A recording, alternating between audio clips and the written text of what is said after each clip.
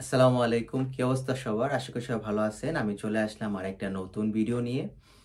তো আজকের ভিডিওতে আমরা জানবো এডুকেশন গ্যাপ অথবা এজ, যেটা এজটা ফ্যাক্টর করে কিনা, মানে বয়সটা ফ্যাক্টর করে কিনা ভর্তি হওয়ার জন্য। এই বিষয়টা নিয়ে আজকে আমরা আলোচনা করব এবং এই বিষয়টা আমি আপনাদেরকে ডিপলি এক্সপ্লেন করে বোঝাবো যাতে আপনারা বুঝতে পারেন। কারণ অনেক সময় আপনারা আমাদের ভিডিও দেখেন, আমাদের ভিডিও দেখে আমাদের স্টুডেন্টদের, আমরা যেভাবে স্টুডেন্টকে সার্ভিস প্রোভাইড করি সেটা দেখে আপনারা হয়তো আগ্রহী হয়ে আপনারা ডকুমেন্টস সাবমিট করতে চান এবং পরে যখন আমাদের কাছে যখন ডকুমেন্ট যখন নিয়ে আসেন বা আমাদেরকে যখন নক দেন, তখন আমরা দেখা যায় কি যে আমরা ডকুমেন্টসটা দেখে আমরা সেই ডকুমেন্টসটা রিজেক্ট করে দেই যে এখানে এই সমস্যাটা আছে, এটা হবে না, এটা হওয়ার পসিবিলিটি নাই।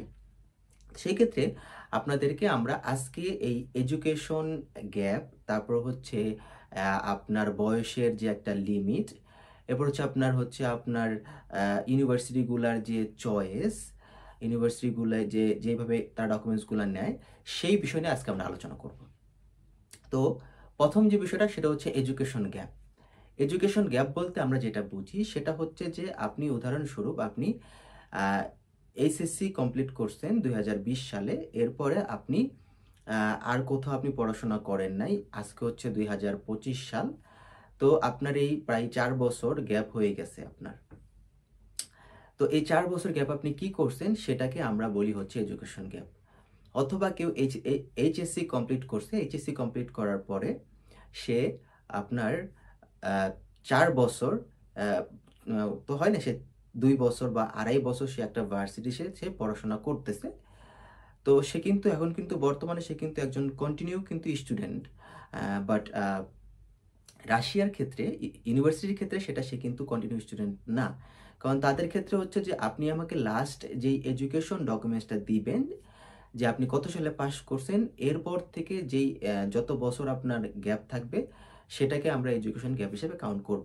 হ্যাঁ, আপনি যদি ইউনিভার্সিটির কাছ থেকে আপনি যদি একটা লেটার নিতে পারেন বাংলাদেশ থেকে যে আমি এই ভার্সিটিতে 2 বছর ধরে পড়তেছি, এই ভার্সিটির স্টুডেন্ট, তাহলে সেটা আমরা ভার্সিটিকে দিয়ে কনভিন্সটা করতে পারবো যে না, সে 20 সালে এইচএসসি কমপ্লিট করছে এবং সে 21 সালে সে বিভিন্ন ভার্সিটিতে সে এক্সাম দিছে।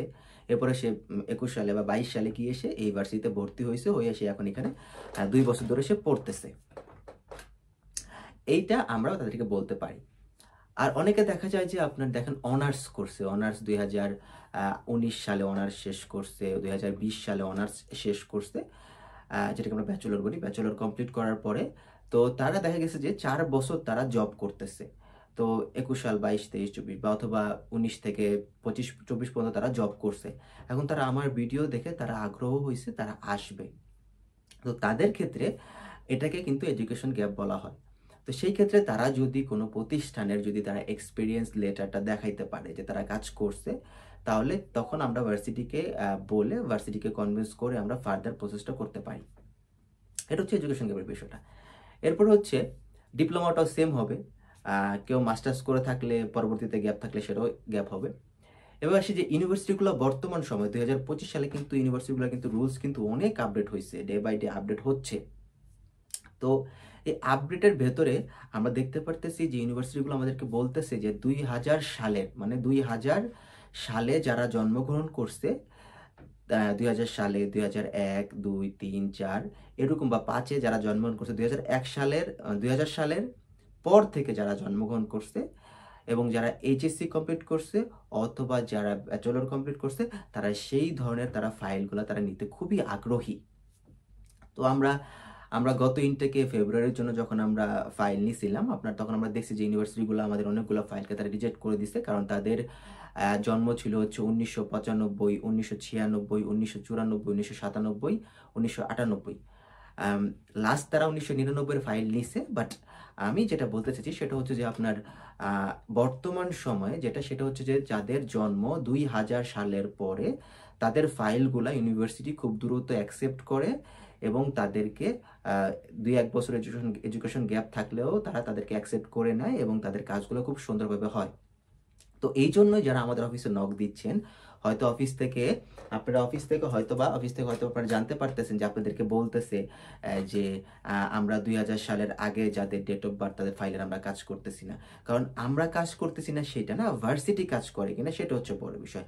ভার্সিটি তারা যদি ডকুমেন্টস নেয় আমাদের দিতে কোনো সমস্যা নাই, বাট আমরা ডকুমেন্টস নিয়ে আসলাম, ভার্সিটিকে দিলাম, ওরা ভার্সিটি সেই ডকুমেন্টসটা না করে দিল যে নিবে না, তো তখন সেই ক্ষেত্রে আমরা কিন্তু আপনাদের কিন্তু কাজটা কিন্তু করতে পারবো না। তো সেই ক্ষেত্রে আমরা যে ফাইলগুলো নিচ্ছি সেটা হচ্ছে 2000 সালের পরবর্তীতে, মানে 2000 সালের পরবর্তীতে যারা জন্মগ্রহণ করছেন আমরা তাদের ফাইলগুলো নিচ্ছি। এবার সে হচ্ছে যে আমরা কি ভর্তি হতে পারবো না যাদের 2000 সালের আগে জন্ম আছে? হ্যাঁ, আপনি কিছু ভার্সিটি নিবে, ডিপেন্ডস করে ভার্সিটিগুলোর উপর, বাট আমরা হচ্ছে যে চাই হচ্ছে যে ভার্সিটি আমাদেরকে, যে আমরা তো অত ভার্সিটিতে কাজ করি না, হাতে গোনা 10 থেকে 15টা ভার্সিটি, তো আমাদেরকে যেই ধরনের রিকোয়ারমেন্ট তারা আমাদেরকে দেয় তারা দেয়। এর পাশাপাশি আমরা এখন আরও কিছু ইউনিভার্সিটির সাথে আমরা কন্ট্যাক্ট করতেছি, সেগুলো হয়ে গেলে সেখানে যদি কোনো অপশন আমরা পাই সেখানে আমরা দেবো। বাট আমরা বর্তমান সময় যেসব ফাইলগুলো নিতেছি সেটা হচ্ছে 2000 সালের পরে। তো আর আবেদন করার জন্য সেই বিষয়টা, সেটা হচ্ছে আপনারা যখন আবেদন করবেন, আবেদন করার জন্য আপনাদেরকে মাথায় রাখতে হবে আপনাদের পাসপোর্ট থাকতে হবে, পাসপোর্টের মেয়াদ 2 বছর বেশি সময় থাকতে হবে, আপনাদের একাডেমিক ডকুমেন্টসের সকল কপি থাকতে হবে, এবং বর্তমান সময়ে আপনাদের একাডেমিক ডকুমেন্টসগুলো education board, education ministry, foreign ministry থেকে সত্যায়িত করে নিতে হবে। এরপরে এখানে বিভিন্ন ভার্সিটিতে গিয়ে ফাইল সাবমিট করতে হয়, এর জন্য আমাদের সময় দিতে হবে, আমরা ভার্সিটিতে ফাইল সাবমিশন করব। আর আমরা ডকুমেন্টস কবে থেকে নিচ্ছি? আমরা ডকুমেন্টস নিচ্ছি হচ্ছে ফেব্রুয়ারি মাসের 1 তারিখ থেকে আমরা ডকুমেন্টস নিয়ে শুরু করতেছি। আর আপনার যদি তারা থাকে আপনি এর আগেও দিতে পারেন, এটা নিয়ে কোনো কোশ্চেন না, বাট আমরা 2025 সালের ফেব্রুয়ারি মাসের 1 তারিখ থেকে আমরা ডকুমেন্টসগুলো কালেক্ট করতেছি। কারণ হচ্ছে আমাদের 1 তারিখে আমরা ডকুমেন্টসগুলো কালেক্ট করা শুরু করলে আমরা ফেব্রুয়ারি মাসের ভেতরে আমরা বাকি কাজগুলো করে, যেসব ইউনিভার্সিটিতে মার্চ মাস থেকে অ্যাডমিশন শুরু হবে সেখানে আমরা ডকুমেন্টস দেবো, যেসব ইউনিভার্সিটিতে এপ্রিল থেকে শুরু হবে আমরা সেখানে ডকুমেন্টস দেবো, যেসব ইউনিভার্সিটিতে মে থেকে শুরু হবে আমরা সেখানে দিব।